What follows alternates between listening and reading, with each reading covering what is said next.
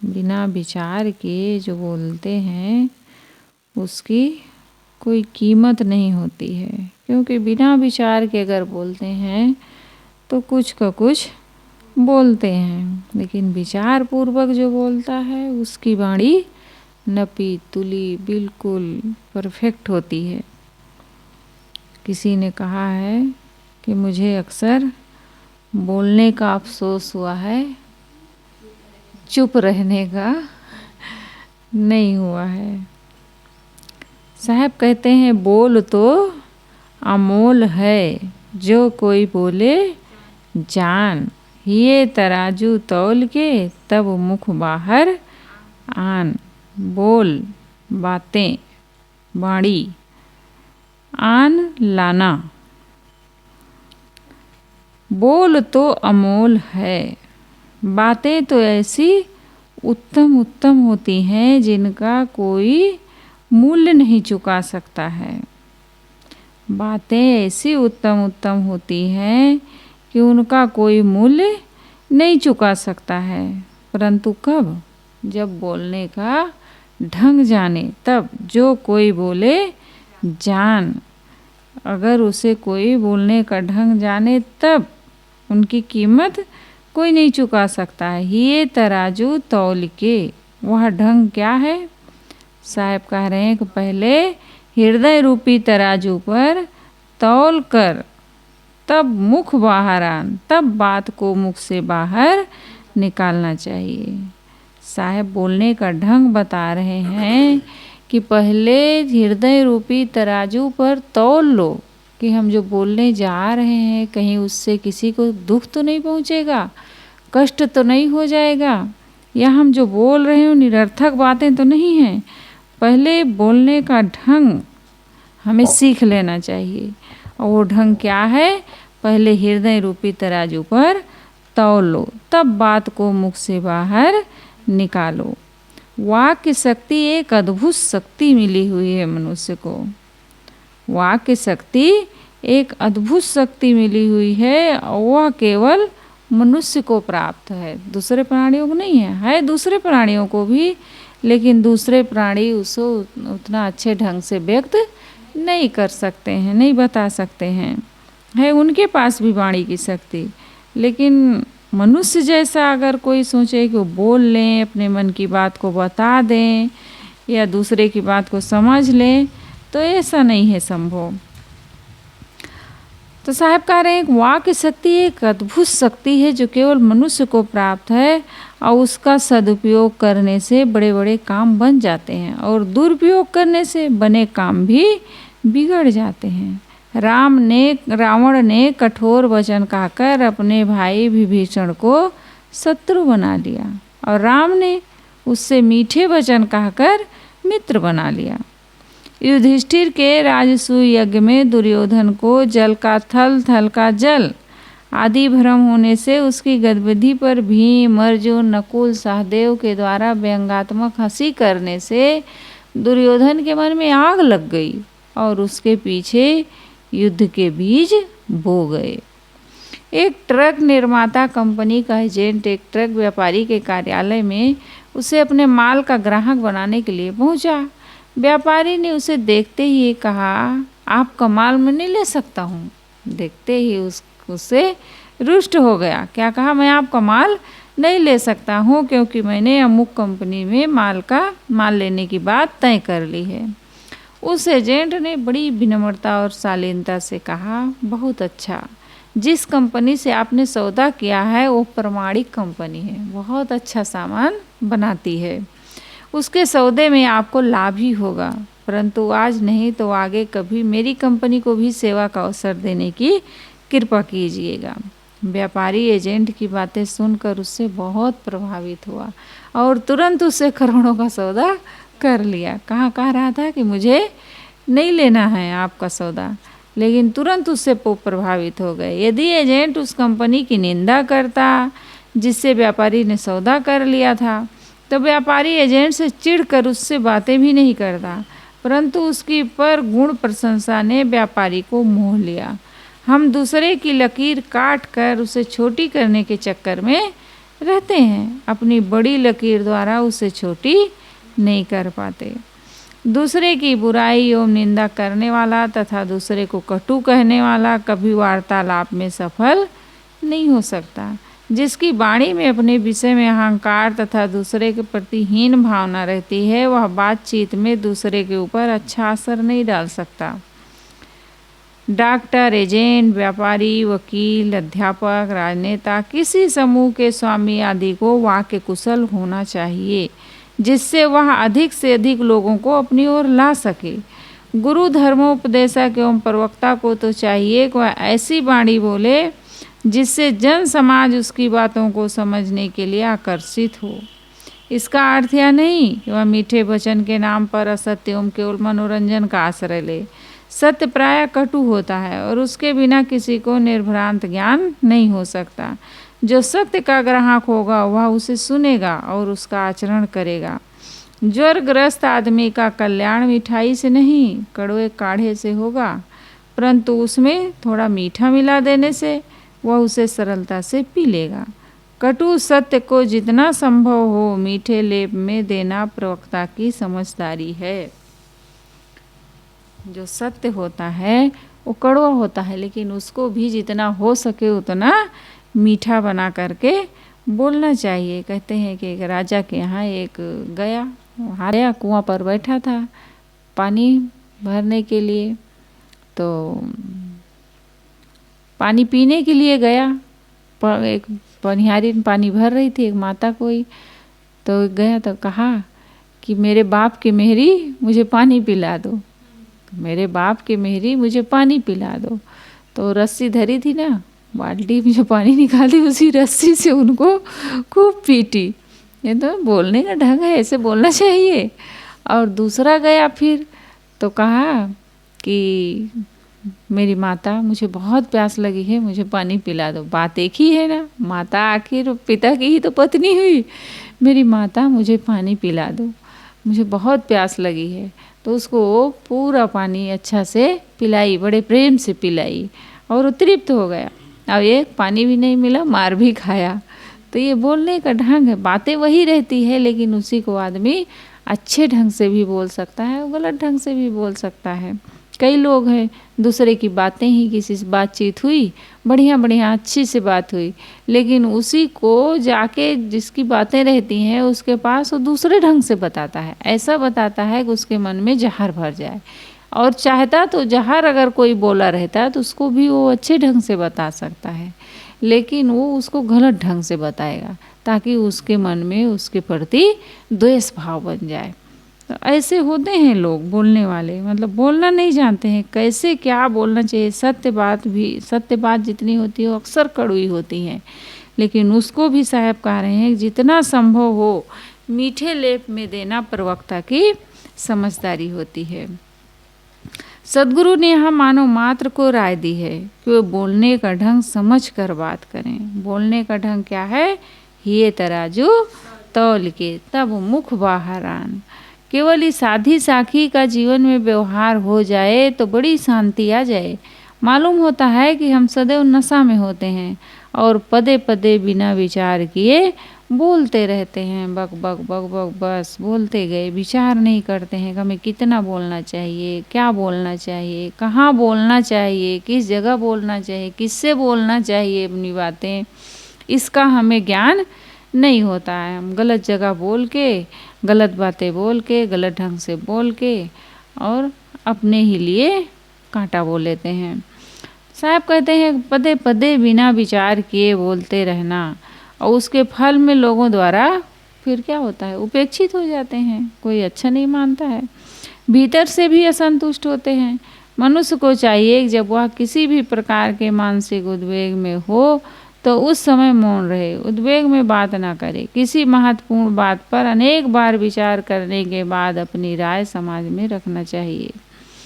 शीघ्रता से कही गई कई बातें केवल पश्चाताप उत्पन्न करती हैं। यदि हम आज से केवल एक साधना शुरू कर दें कि हृदय रूपी तराजू पर तौल तौल कर बात करें, जब तक मन में खूब सोच समझ ना लें, कोई बात ना बोले, तो निश्चित ही हमारी रहनी वजनदार हो जाए। हमारे हृदय में शांति आ जाए और हमारा व्यक्तित्व निखर जाए। सदगुरु कबीर साहब ने कहा है साखी ग्रंथ में कि जिभिया कर्म कछोतरी जो तीनों बस होए, राजा प्रजा जमपुरी गंज सके नहीं कोई। हमारे जिभ्या ये हमारे बस में होना चाहिए। अगर हमारा पहनना ओढ़ना, हमारा कर्म रहनी, जिभ्या ये अगर बस में हो गए तो फिर समझ लो कि हमें कोई भी फिर दुख नहीं दे सकता। राजा प्रजा जमपुरी गंज सके नहीं कोई। तो साहिब इस साखी में बोलने की हमें कला सिखा रहे हैं कि कैसे हमें बोलना चाहिए। विचार पूर्वक हर बातें विचार करके तब बोलनी चाहिए। किसी ने कहा है बिना विचारे जो करे सो पाछे पछताए, काम बिगाड़े आपना जग में होत हंसाए। बिना विचार किए जो आदमी अपना काम करता है वो सदैव पश्चाताप करता है, अफसोस करता है। आगे की साखी में साहब कह रहे हैं स्वावलंबी बनो, कर वहिया बल आपनी, छाड़ बिरानी आस, जाके आंगन नदिया बहे सो कस मरे पियास। ये बहुत प्रसिद्ध साखी है सदगुरु कबीर साहब की। बहिया हाथ बल भरोसा, अपने बाहुबल का भरोसा करो, दूसरे की आशा छोड़ दो। जिसके आंगन में ही नदी बहती हो वो प्यासा क्यों मरे। कबीर साहब की हर वाणी टानिक है, टानिक जो उसको मजबूत बनाती है। ये शक्तिवर्धक औषध है। और इस साखी को तो कहना ही क्या। वे कहते हैं कि दूसरे की आशा छोड़ दो और अपने बाहुबल का भरोसा करो। जो व्यक्ति अपना काम दूसरे के भरोसे रखता है उसका काम समय पर नहीं होता है, और जो अपना काम अपने हाथों से करता है वही प्रगतिशील होता है, वही उन्नति कर सकता है। ये ठीक है कि बहुत काम ऐसे हैं जो दूसरे के सहयोग से होते हैं। हर काम आदमी अकेले नहीं कर सकता, परंतु जो काम दूसरों के सहयोग से होता है उस काम का करने वाला संयोजक एवं संपादक यदि सावधानी एवं सतर्कता से उसे नहीं कराएगा तो नहीं होगा। उसमें भी संयोजक, संपादक, प्रवर्तक एवं प्रबंधक की विशेषता है। अतएव व्यवहार के काम भी स्वयं लगे बिना नहीं हो सकते। जो व्यक्ति आलस्य पूर्वक रहकर स्वावलंबी बनता है वह मनुष्य नहीं, मिट्टी है। जो लोग अपने आप को ये प्रदर्शित करते हैं कि हम मोटा काम नहीं कर पाते, हम सुकुमार हैं, कोमल हैं, वे अभागे हैं। उन्होंने अपने मिथ्या अहंकार में अपने आप का मानो पतन किया है। जो किसान गोबर, मिट्टी, ठंडी, गर्मी, वर्षा, कीचड़ एवं श्रम से डरेगा वह क्या कर सकता है। जो व्यापारी तथा नौकरी पेशे वाला अपने क्षेत्र के श्रम एवं कर्तव्य से विमुख होगा उसकी क्या उन्नति होगी। मेहनत से थक कर चूर चूर हो जाने वाला आदमी ही अपने जीवन में उन्नति के दिन देख सकता है। कौन उन्नति के दिन देख सकता है? जो मेहनत से थक कर चूर हो जाता है। व्यवहारिक क्षेत्र में कोई मेरे लिए कुछ भी कर दे, परंतु आध्यात्मिक क्षेत्र में बिल्कुल ही चलने वाला नहीं है। अब कोई हमारे लिए मकान बना दे, भोजन बना दे, पानी भर दे, बिस्तर लगा दे या इसी प्रकार अन्य कोई काम कर सकता है, परंतु मेरे मन की वासना को दूसरा कोई थोड़े मिटा सकता है। आध्यात्मिक क्षेत्र में स्वयं ही करना पड़ेगा मेहनत। तो साहब कह रहे हैं मेरे मन की वासना को दूसरा कोई नहीं मिटा सकता। मेरे अंदर के काम, क्रोध, लोभ, मोह, राग, द्वेष, हर्ष, चिंता, शोक, विकलता, देहाभिमान आदि को दूसरा नहीं समाप्त कर सकता। मेरे भीतर विवेक, वैराग, शील, समता, संतोष, शांति आदि की स्थापना कोई दूसरा नहीं कर सकता। दूसरा कोई या संत गुरुजन हमें केवल उपदेश देकर प्रेरित कर सकते हैं। दूसरा कोई हमें प्रेरणा दे सकता है, प्रेरित कर सकता है, राय दे सकता है, लेकिन परिश्रम हमें स्वयं करना पड़ेगा। हमारे व्यवहार का काम दूसरा कोई भले कर दे, परंतु हमारे मोक्ष का काम हमें स्वयं करना पड़ेगा। संसार में उल्टी धारा है। व्यवहार के अपने सारे काम तो लोग स्वयं करते हैं। कोई नहीं कहता हे देवी देवता, हे हनुमान जी, हे भगवान, हे शंकर भगवान हमारा ये काम कर दो, हमारे खेत जोत दो, हमारी फसल काट दो, है इसको कोई नहीं कहता हमारा भोजन बना दो। लोग जानते हैं कि इन्हें स्वयं करना पड़ेगा, परंतु अपने कल्याण और मोक्ष के लिए क्या करते हैं, देवी देवता को, भगवान को मनाते हैं और उनके भरोसे सोते हैं। तो धार्मिक क्षेत्र में काफ़ी भ्रम है कि जब भगवान कृपा करेगा तब हमारे सारे पाप को काट कर हमें कृतार्थ कर देगा। हमारा कर्तव्य है कि हम भगवान को केवल पुकारते जाएं, फिर उसके कानों में कभी भनक पड़ेगी ही, कबहू दीन दयाल के भनक पड़ेगी कान। इस बात को दृढ़ाने के लिए लोगों ने अनेक काल्पनिक तथा मिथ्या कहानियां गढ़ रखी हैं, परंतु सत्य के इच्छुक कान खोलकर सुन लें कि इस प्रकार विनय प्रार्थना करने एवं रोने गिड़गिड़ाने से तुम्हारा मन थोड़ा कोमल अवश्य बनेगा, अच्छे संस्कार जगेंगे। यह एक मनोवैज्ञानिक तथ्य है, परंतु ना तो कोई तुम्हारी विनय सुनने वाला है, न उत्तर देने वाला, न तुम्हारे पापों को काटने वाला और न तुम्हें मुक्त करने वाला है। तुम इस विनय वंदना के चक्कर में पड़कर एक अंधविश्वास पाल रहे हो और अपनी उन्नति का रास्ता रोक रहे हो। ये भ्रम अपने मन में मत बैठा लो कि तुम्हारा उद्धार कोई दूसरा कर देगा। संत गुरुजन केवल प्रेरक बनेंगे, साधना तुम्हें ही करना पड़ेगा। तुम्हारे मन के भीतर का बंधन कोई दूसरा कैसे काट सकता है। सद्गुरु कहते हैं कि तुम अपने बाहुबल का भरोसा करो, दूसरे की आशा बिल्कुल छोड़ दो। तुम्हारे बंधनों को दूसरा कोई नहीं काट सकता है, परंतु तुम अपने बंधन काट सकते हो। तुम्हारे आंगन में शीतल, स्वच्छ एवं सुमिष्ट जल की नदी बहती है और तुम अभागे बने प्यासे मरते हो। तुम्हारे अंतःकरण में बंधनों को तोड़ने के लिए विवेक का प्रबल साधन है, परंतु तुम उससे अपरिचित हो और बंधनों को तोड़ने के लिए बाहर गुहार मचा रहे हो। तुम्हारा गुहार करना सत्संग तक सार्थक है। तुम साधकों, संतों एवं गुरुजनों से युक्ति सीखो। संत गुरुजन ही बंधनों से छूटने की युक्ति बता सकते हैं। उन्हीं के पास युक्ति रहती है बंधन कैसे काटना चाहिए, कैसे हमारे मन का बंधन कटेगा। स्वरूप ज्ञान एवं रहनी का परिचय प्राप्त करो। गुरुजन तुम्हारे ही हृदय के धन को तुम्हें बता देंगे, अपने पास से वो नहीं देते हैं, रहता है वो तुम्हारे पास स्वयं। सारा विवेक का बल तुम्हारे पास है, केवल वो तुम्हें उसका पता नहीं है उस धन का। और संत गुरुजन उस हृदय के धन को बता देंगे और तुम उसे जानकर सफल हो जाओगे और अपने बनाए बंधनों को तोड़कर कृतार्थ हो जाओगे। जितने बंधन बनते हैं वो मन के बनते हैं, मन से बनते हैं, और मन का बंधन केवल तोड़ने का रास्ता केवल संत गुरुजन ही बता सकते हैं। व्यक्ति अपने हृदय के बंधनों को स्वयं ही जान सकता है और स्वयं ही उन्हें तोड़ सकता है, इसके अलावा कोई चारा नहीं है। तुम्हारे में अनंत शक्तियाँ हैं, तुम उन्हें पहचानो।